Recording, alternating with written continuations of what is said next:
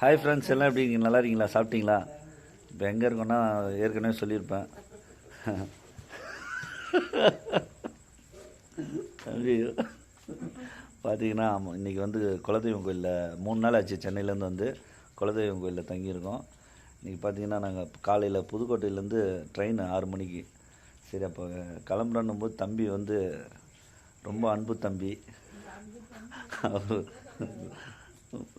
பின்னாடி போயிட்டார். அவர் எதுலேயும் இது பண்ணிக்க மாட்டார். அவர் வந்து திருச்சிக்கு முன்னாடி மேல்மருத்தூர் வரைக்கும் வந்திருந்தார். இப்போ நான் இங்கேருந்து ஆட்டோ பிடிச்சி போகணுன்னு சொன்னேன். இல்லை நான் வந்து உங்களை எங்கே மேல்மருவத்தூர்லேருந்து இங்கே புதுக்கோட்டை மாவட்டம் சேரனூர் இங்கே வந்து எங்களை சாப்பாடு வரும்போது சும்மா இல்லாமல் நாங்கள் கோயிலில் தங்கியிருக்கோம்.